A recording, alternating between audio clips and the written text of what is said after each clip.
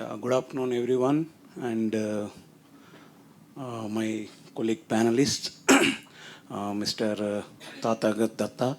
Already introduction has been given by Chakravarti sir, but he is very technology expert, and Dinesh Sharma ji is President Operations in Aptoria.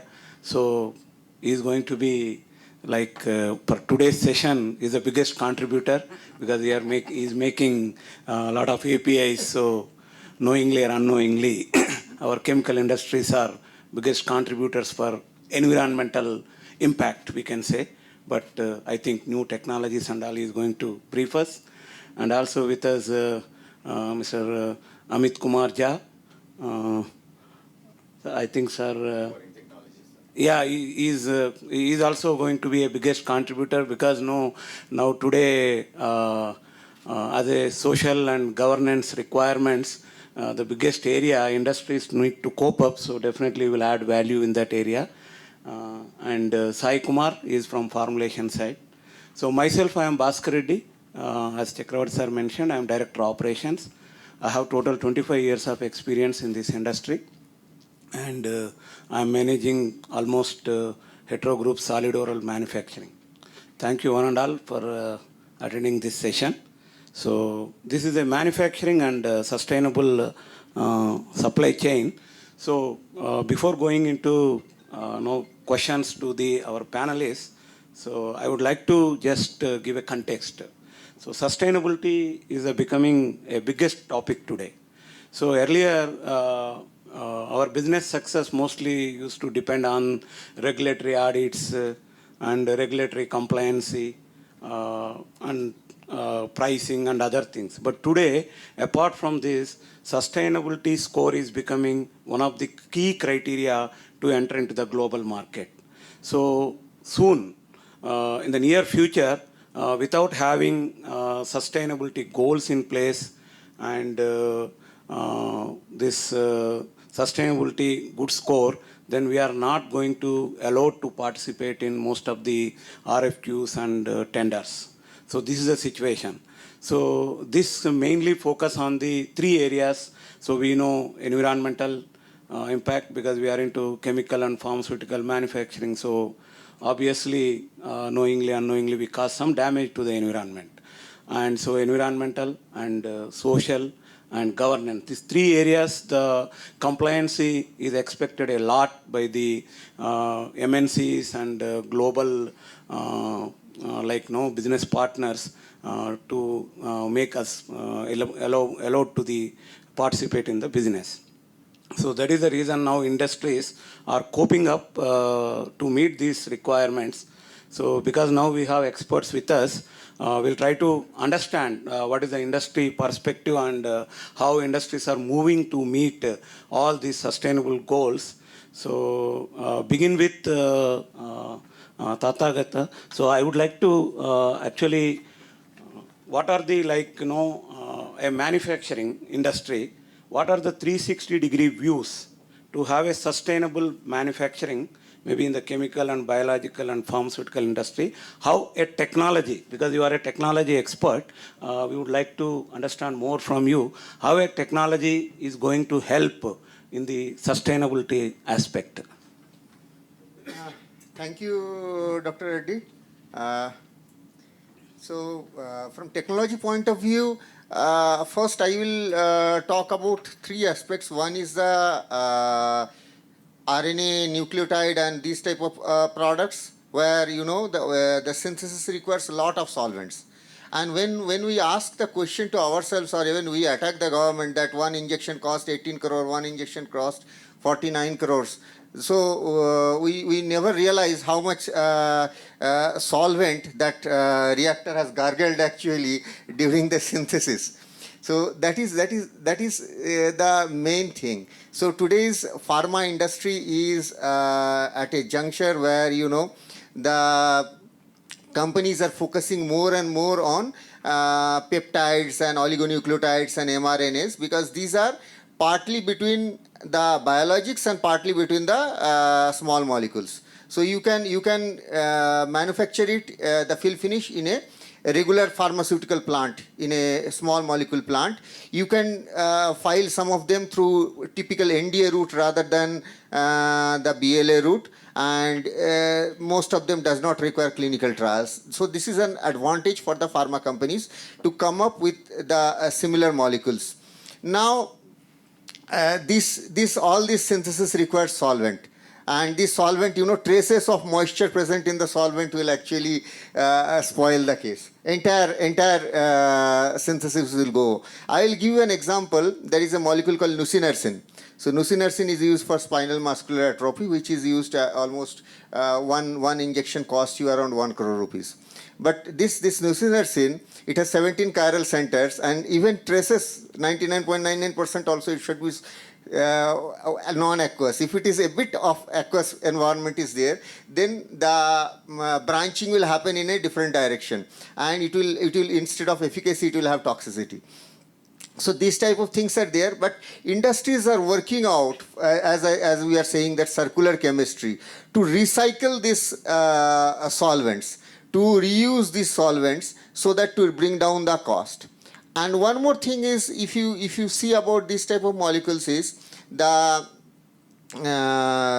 heavy metal impurities. Two major challenges are there in this type of molecules. One is heavy metals, and another one is your BET limits. BET limits are very, very low, because this has to be given directly to the spinal cord. So, and another one is the your heavy metals, because most of the catalytic reaction takes place in presence of some of the heavy metals, and also from the leaching from the reactors and all those things.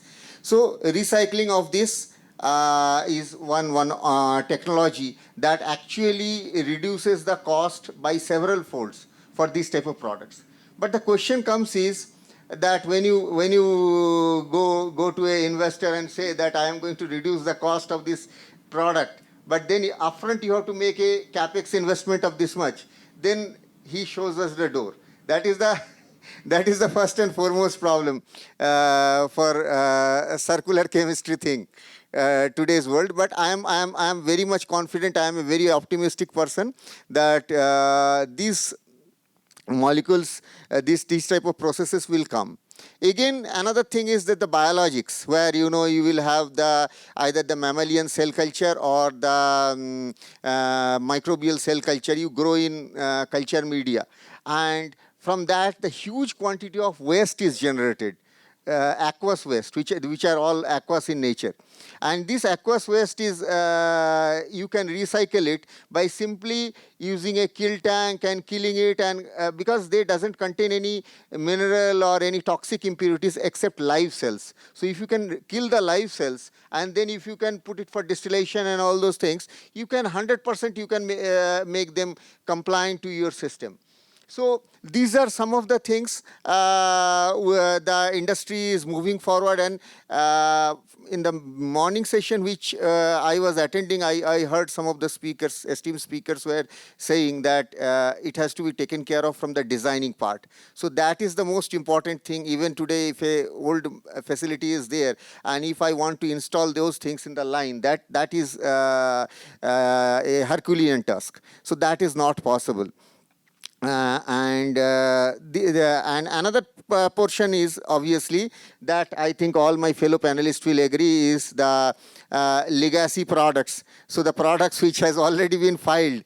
Today, if I have a better process or better thing also, but I have to file a variation, I have to do all these things. So I have to go through the entire regulatory process, which I am really doubtful whether any of the existing manufacturers will be willing to do it.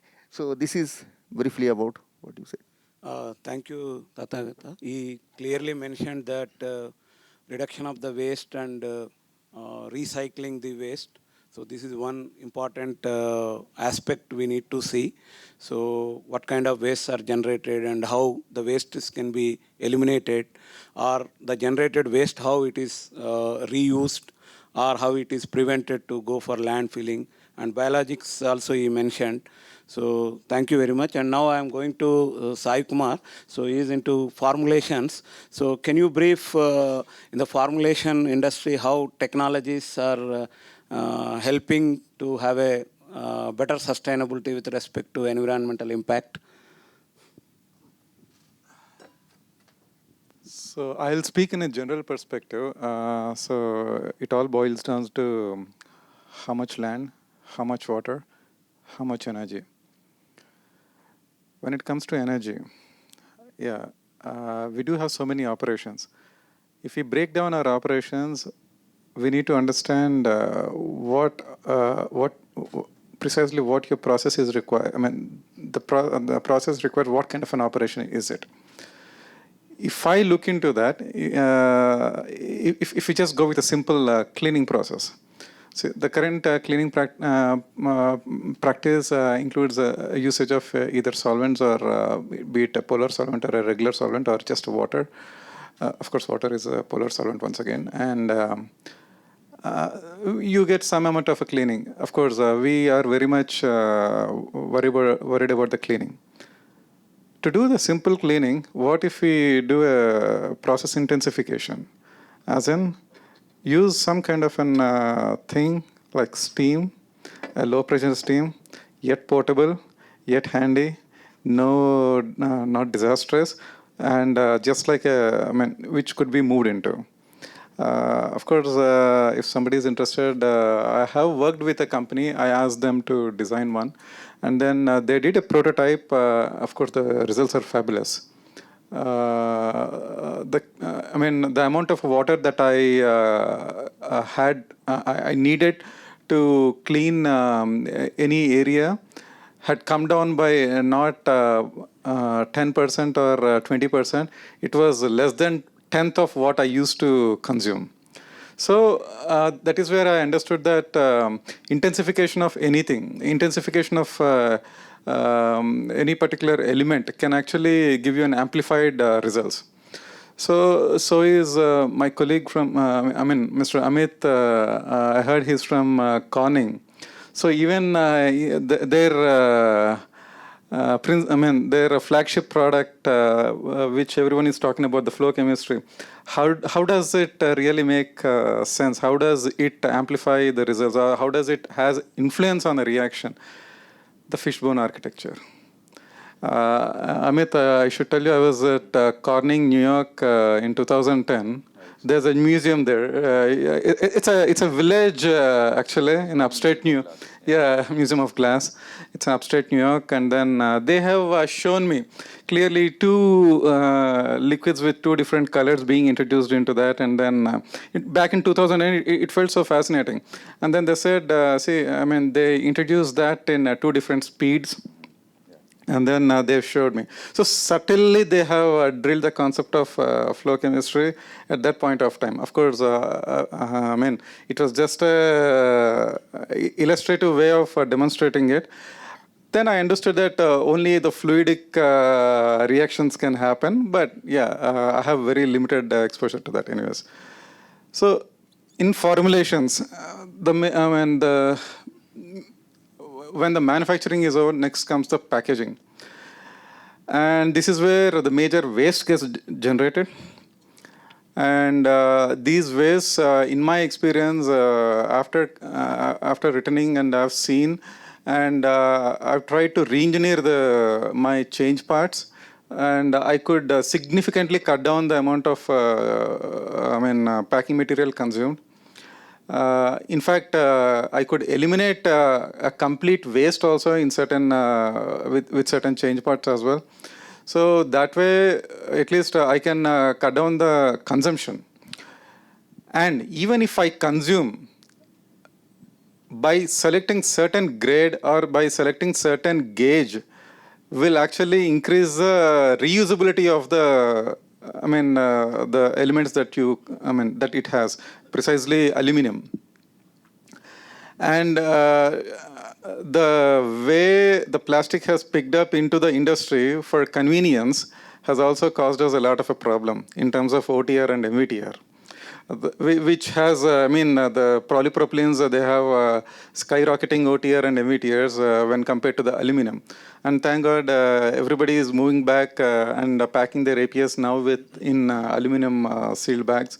so that we as a formulators, we are also happy that the trend is picking up. And I'm trying to see if those could be adopted in this as well. I always say, I mean, the best pack type, of course, the market looks for fancy pack types, but then I always advocate with my favorite is the strip packing. There is no wastage. There's no, the OTR and MVTRs are a bare minimum. That's the best for the product. And I define goals at my place into a very shorter goals. As in, if I say, if I even put a very bigger goal, that itself will become a biggest resisting point. The feedback loop is will be infinitesimal, and then I can't really expect feedback anytime soon. And you will lose the enthusiasm and momentum. I mean, momentum to achieve any of these goals. So I always break the problem and say, okay, first we'll dice it here, achieve this, and then try to gain some success, and then take it as a moment, pick that momentum, and keep continuing on that. So this is how we practice in formulations. Thank you, Sai Kumar. You covered related to water conservation and energy. You rightly mentioned the steam we use in the pharmaceutical industry. Even in our hetero, our engineers also done excellent job with respect to steam. What is your end use temperatures required? But really, what pressure we are distributing the steam? This matters, because ultimately it is consumes fuel. So that's why by optimizing pressure, there are huge savings we have practically seen, and really it's a good area you covered. And also water, yes. So in a pharma industry, we use different grades of water: raw water, purified water, and sterile water. So for what purpose, what kind of water we are using? To generate a sterile water, you know how much cost it involves and how much wastage it involves.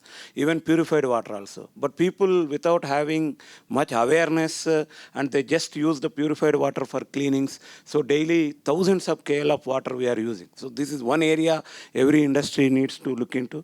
So rightly mentioned a few areas. And also coming to technology, I just wanted to add one point here. I mean, I heard the speakers. One of the speakers in the morning was, emphasizing on moving from emission-based steam generators to electrical-based. Even in electrical, there are three major components: induction, resistance, and capacitive. Of course, capacitive does not help here, but then the major thing that people might go with is resistive. But then my say or my perspective and my experience is inductive is the best in this front. If one wants to pursue, it will beat out all the other metrics. The inductive steam can beat out any other metrics by and large. Thank you. So now I go to Dinesh ji. So now we are into industry and the major challenges to comply environmental requirements. So there are air contaminations, are there water contaminations, land pollution. So what are the technologies you are adopting to comply all these requirements and to see that environmental damage is as minimal as in your industry? Okay. Thank you, Mr. Reddy. First of all, just to brief you, like Epitoria is a part of 100% subsidiary of Aurobindo, and now we know that post-COVID, there is one simple mantra has come to everyone. Everyone must have heard one word: resilience, Atmanirbhar, right? Somehow or other, it is also linked with the sustainable. Okay, and when or India country as a called as a pharmacy world of pharmacy, right? It's a like pharmacy world. So most of the medicines, let it be generic, but being supplied from India. Now, this business of our generic business has to be continued, right? So what this is nothing but I'll just say in 2 words, like it's a volume to value. Volume is, this is a volume business, right?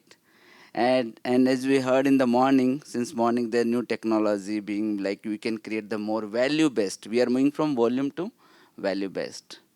That's the next the moment. But definitely moving from volume to value, we have to first safeguard our volume based business, right? That is the most important, because today what we are so called as a world pharmacy is based on that, and it need to be continued.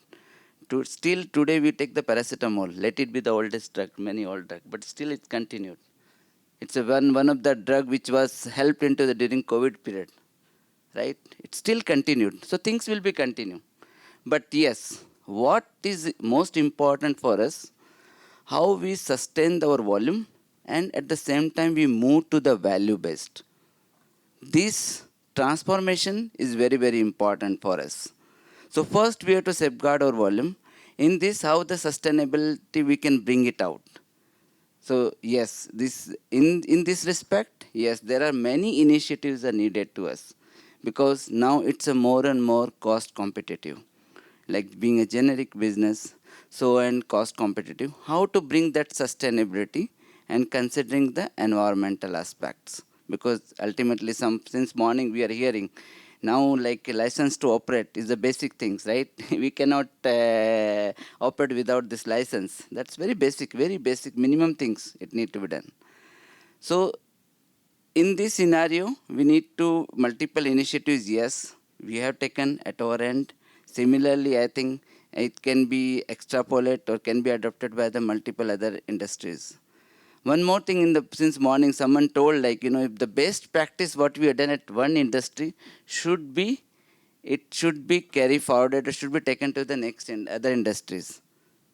That kind of the things really help us to industry to make it sustainable. So here what we have done, I'll just come out like basically we right from the process onwards. Process we are selected like because these are we are in pharma business. It's a regulated process, right? Regulated market, but still, as someone told that is not a complete hindrance. It's a hindrance, but it's not a complete. Nobody stops you. There are the procedure. There is a ways you can do it. So we have multiple process we have done as a telescopic process. We optimized our process. That part of our continuous improvement process. That's helped. Second part, more focused, we are given to the mechanization. See, automation is a big word, like, by mean of putting this automation, that really kind of, we should also understand the skill of the people and what kind of the people we have been in pharma industry. Now all the cream people moves to like, IT and other like AI form. So need to be really be practical. What important is the mechanization. Things has to be mechanized properly. And here the most important, right selection of the equipments. That is also very, very important. I'm not saying like, I'm not moving to the next value based of flow reactor and all, but next, at least what the equipments you have, the right selection of the equipment which suits to your process, which helps to the like, and prevents the environment exposures. And there are the ways, there are the many products we have been done in this way that it was X, like, kind of the productivity moved to the multiple X. And that too with the prevention, exposure to the employee, exposure to the environment like deterioration, and ultimately resulting to the productivity. So these are something very, very basic things we need to really take it out. And here, as in for API industry, the major is like water. One of the sources like water being utilized in a very huge amount, right? So how to handle that water and how to curtail down, because water is one of the source, natural source, is going to be difficult source for the future point of view, considering all like. So, and that too in zero liquid discharge, how to handle, treat this, what optimization we can be done. I don't know how many of us, but we very, if we look at to the database, maybe your generation of the effluents may be X amount, but what you are treating the effluent may be 5X. Why? It is fact. What you are generating per day is X, but what you are treating per day is maybe a multiple of X. That's because our design of the treatment in such a way that multiple things keep on recycling. So we need to get into really the right technology. By means of this, recycling can be avoided. And there are there are multiple technologies being available. It's only we need to give a thought and drive in that direction, which implements and make it successful. So this is one of the area. By means of this, it can helpful to us to reduce the water recycling, and definitely when you reduce the recycling, your treatability cost also reduce significantly, which in turns makes you sustainable. The next is like the energy. Energy, we are very energy intensive industry. Like since morning, many people are talking like they'll right from the HVAC to kind of the selection of our processes and all, which really consumes a lot of energy.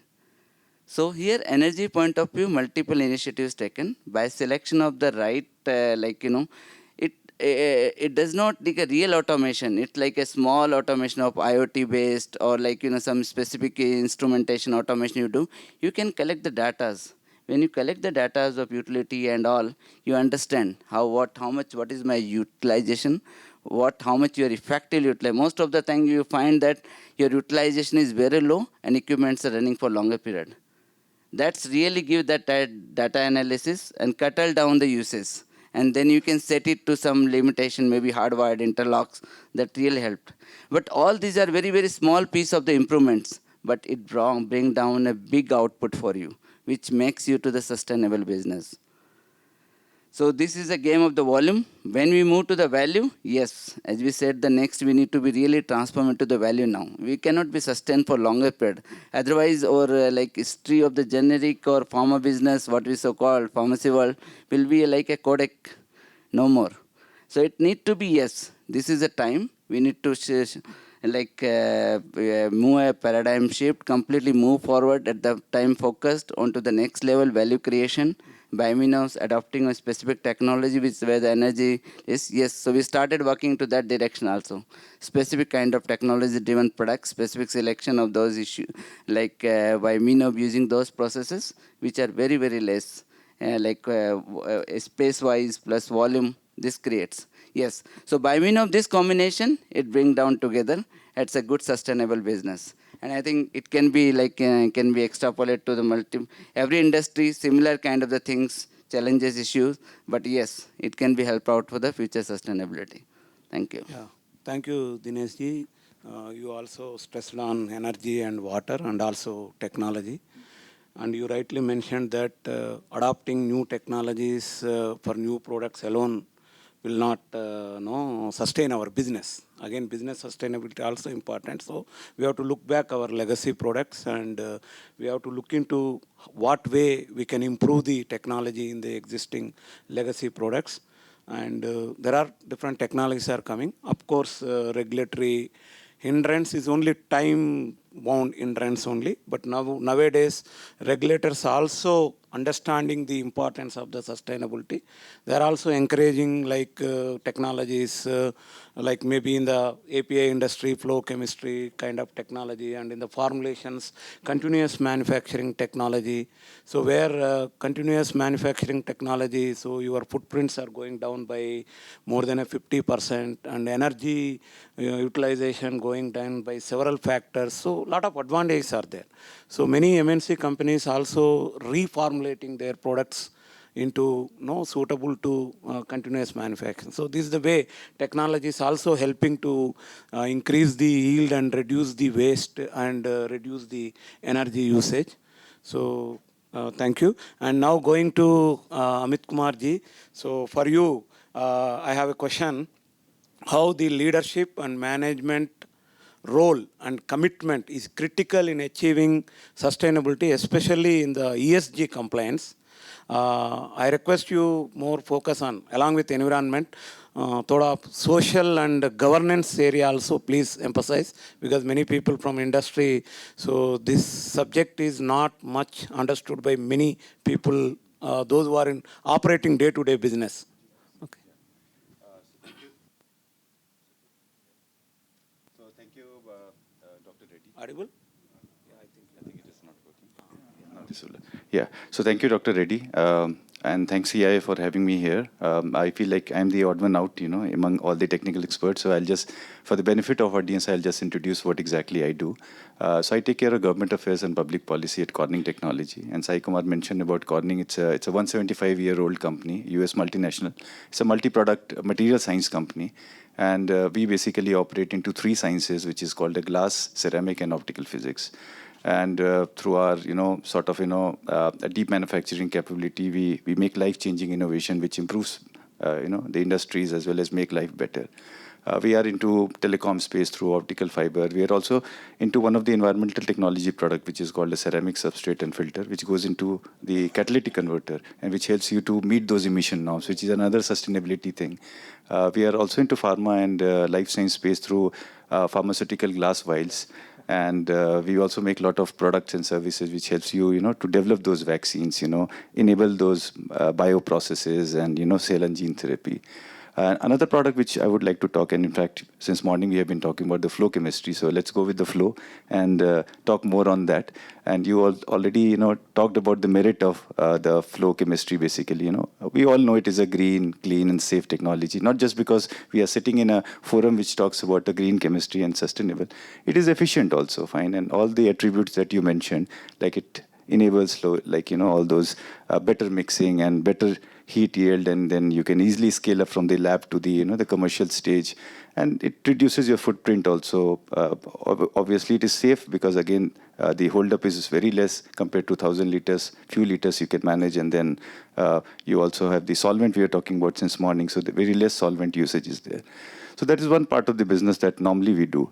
What I have experienced over a period of time is like, if I talk about the government, whenever I go to the government and give my corporate presentation, it's not just about the product that they want to know, fine? So what you produce and where you produce, how you produce has also become very critical now. So in all the corporate presentation that we give, and in fact, I suggest industry also to do the same. Whatever initiative that you are taking for a sustainability, maybe even planting trees, making some small modification in your corporate office, using those recyclable tissue paper or maybe better, way of packaging your product. This all initiative has to be now brought forward, to the government also, and they are very keen to listen to it. Because why? Because again, if you see, government also has their own targets, fine. They have a target of net zero. Industry also, as you talked about the ESG is no more a buzzword, fine. It has become a sort of a compliance now. Although not every company has to fall into that, because again, with a certain, the net worth and the profitability there, it is mandated for them. But again, most of the company, even if they don't fall into that, ESG has become a part of their process, fine. And it's not just the making those operational efficiency in your production, but each and everything that you do in day-to-day, life in your plant and in your, corporate office, that all gets accounted for ESG. And since this green chemistry that we talk about, or the sustainability that we talk about, it's not just a necessity, fine. It is basically you are building a trust with your partners, with your customers. And that is how ESG become very important. And with India signing so many FTAs now, I mean, we talked about the EU FTA. I mean, the EU also has a decarbonization target, fine. So how will you achieve it? How the companies are going to export it? Because unless until you comply with all those ESG norms, that helps you achieve your sustainability target, you're going to lose on to the business going forward. So this has become sort of a very critical, you can say the governance as well. Government also has become a very critical part of that entire initiative that we are taking.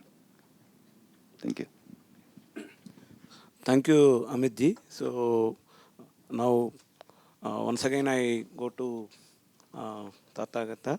So, in your view, how the net zero targets, how the technologies, your design technologies going to help?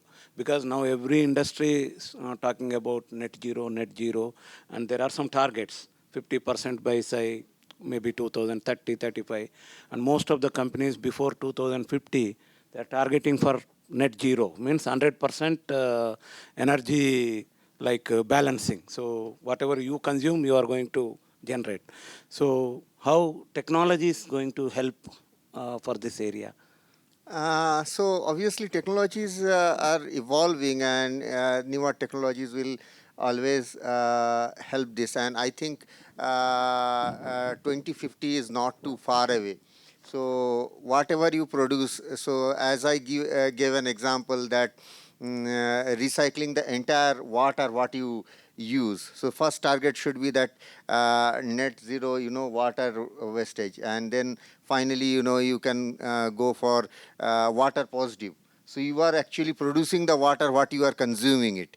So it might appear a bit stupid for some of the people of us who are working in formulation, but in API definitely it is possible. There are reactions where water is generated and we can harvest that water judiciously, and we can become water positive. Similarly, there are a lot of exothermic reactions, and where energy is energy positive, this thing is there, and that we can harvest those energy, we can recycle it into a tangible one, into electricity or something, and then we can use it. More focus should be on green energy. More, as you see now, plenty of companies are coming up with green energy solutions. So like solar and windmills and all those things, these are again going to be the game changer for this net zero thing. And what my previous panelist was saying, that is the most important thing, that you might be having a free trade agreement with so many countries, but you must comply to their regulations first, otherwise you will not be able to export. So unless we are at par with their requirements, we will not be able to supply to Europe or to US our products. And to forget about newer business, to retain our existing business, it is just a matter of our survival that we have to adopt these technologies, invest in capex and invest in newer technologies, so as to become net zero as soon as possible. Okay, thank you. Sai Kumar, you want to add something on this? So, say day in and day out, being into the operations, I closely look into some intricacies of licensing and how the policy is defined at multiple levels.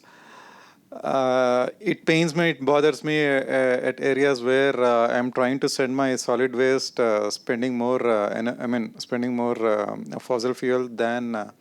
I've been trying to send my solid waste to the cement factories where they can make use of the calorific value that my waste has. Okay, it's a little, obviously formulations will have contain some amount of calorific value, which is still valued at cement industries. However, my biggest challenge, I still spend more amount of fossil fuel to just send it there. But still, I still do that. The reason being, yet, okay, I'll be consistent doing that. Someday, at least, these things will get aligned with the thing. And now I see there's a lot of emphasis and then acceptance for the alternate fuels, and demand from their side to source alternate fuels has rung up. The other thing, the policy-wise, somebody else was also talking about the capex, initial high capex. It's just not the capex. The policy-wise, if you see the licensing by the PCB, they somehow it's a very strange anomaly that it was in the policy that they charge you a license for the plant and machinery. So if you are trying to invest in a low, plant and machinery which has, which is good on the environment, you end up paying license, a higher license, and also it's just not one time, every single year. It does not even depreciate. So that's a paradox in terms of a policy. Which needs to be corrected. In fact, instead of incentivizing that, it's been penalized. So these are some things which need a representation from a larger audience wherever the occasion, whenever the occasion comes. Yeah, this is it.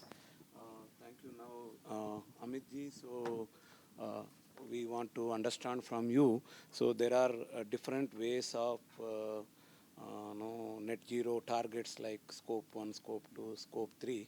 So can you elaborate how the total supply chain system will help to achieve our net zero targets in a long run? Yeah. So, as I said, at the very beginning, like, the entire supply chain, your entire supply chain has to be very much sort of, convinced, and they should get aligned if we are sort of, getting into the sustainability thing. It's not like, if I just do it. I mean, even the person who is providing us a raw material, and even if we are getting into the backward integration to the customer. So the way we do it in our company also, we need to make ensure is like, these raw materials that we are getting, are these guys sustainable? How exactly they are producing it? Are they using fossil fuel? Are they getting into some renewable energy in terms of producing those raw material? So it does not end to us only. It also gets backward integrated as well as forward integrated. So that needs to be seen, by each and every company, so that they map their entire supply chain and then do it. Because again, if you are just doing it fine and then you are not passing it forward, then it does not make sense, or you're not ensuring like where exactly these raw materials are coming from. So that is one part of it. Second, since you mentioned about the technology and we have been talking about it, so what I understand is like, if you talk about a lot of technology we talked about in the beginning, a lot of challenges that we face, we have been hearing since morning. We have a drug discovery delays, there are product issues, quality issues, and cost issues. Technology is one of the enabler, fine. But how do we adopt that technology? Because every industry has its own life cycle, fine. Initially, the awareness of that technology is very much required, wherein government should sort of, has played its role, and that is why we have moved to, let's say, liquid zero discharge, or the companies have moved to some solar energy and all. It is sometimes on their own, but many times also because the government has nudged the players, to do it.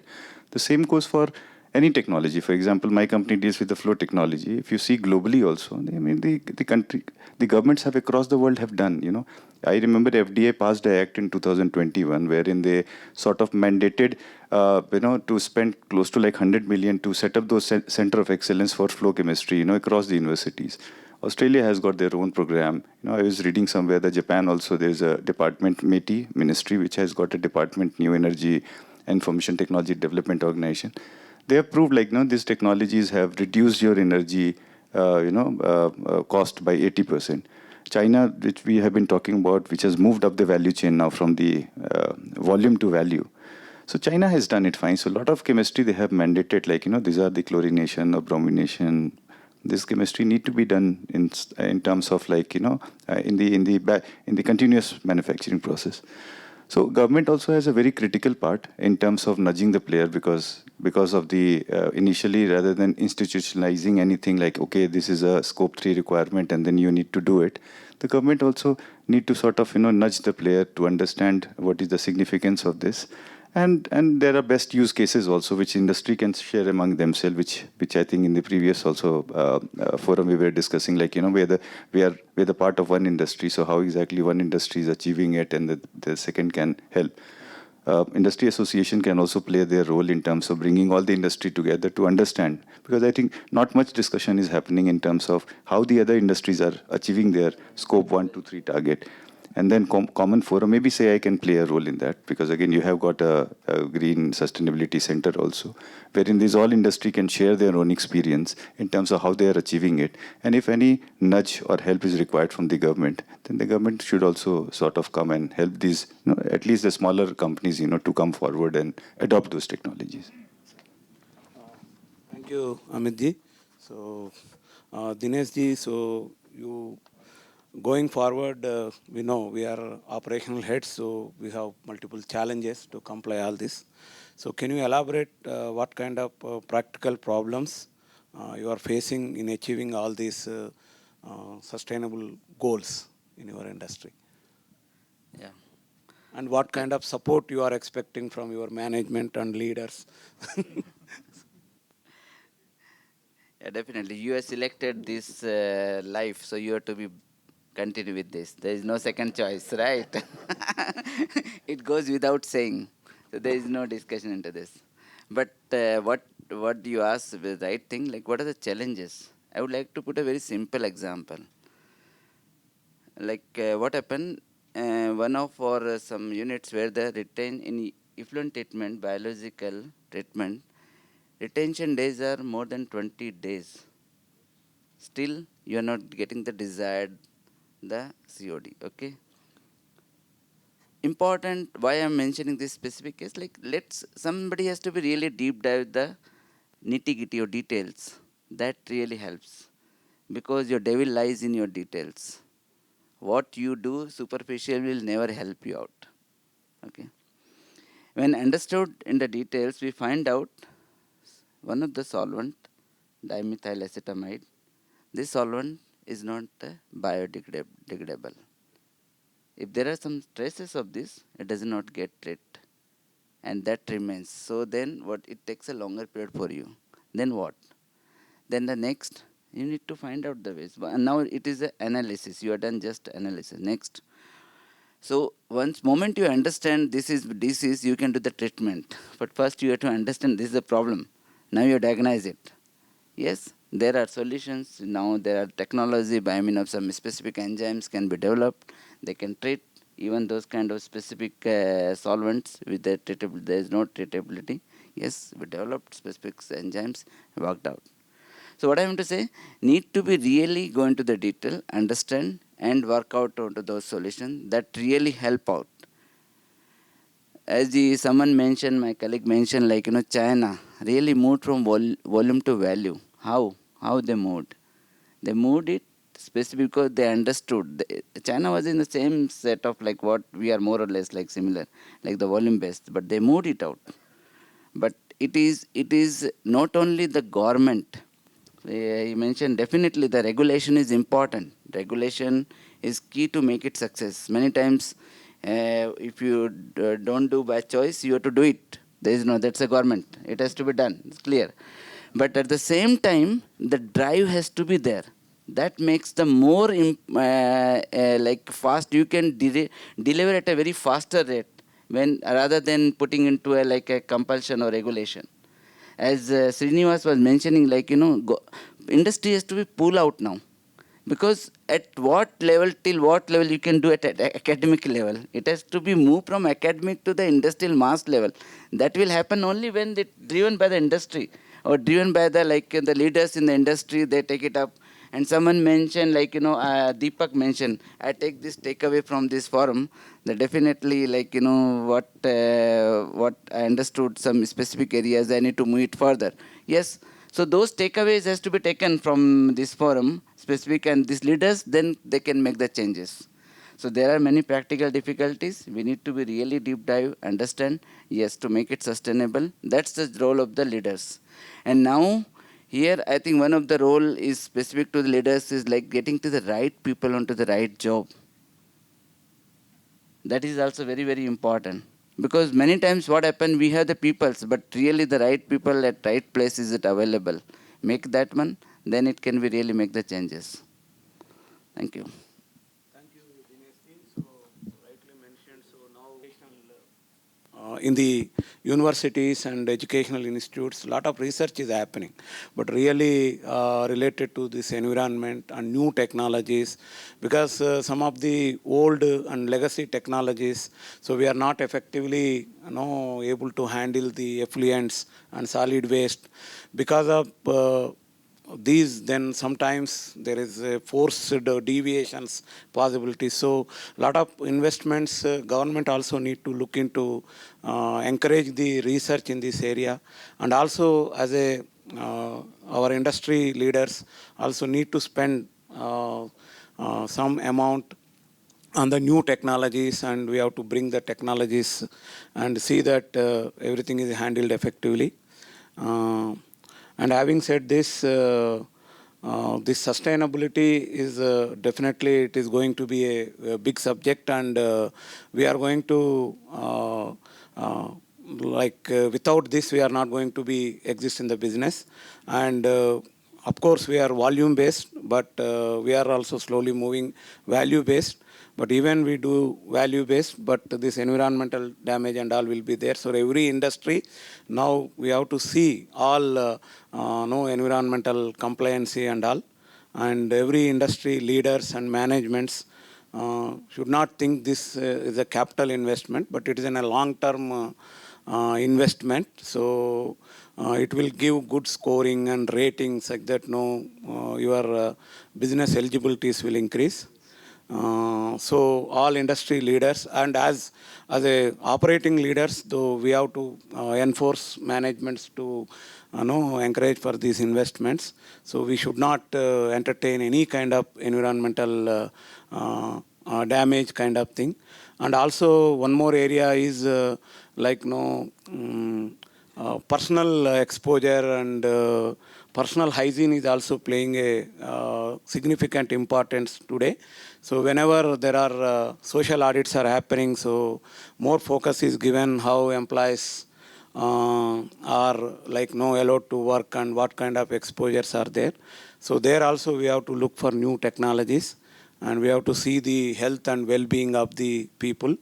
In the area of the in the social aspect, so we have to see the employees' well-being and their comfortable work environment, and so many things are playing role. So every industry need to look into this. So with this, we'll conclude this, and thank you all panel members for your valuable and very technical suggestions and advices to the industry.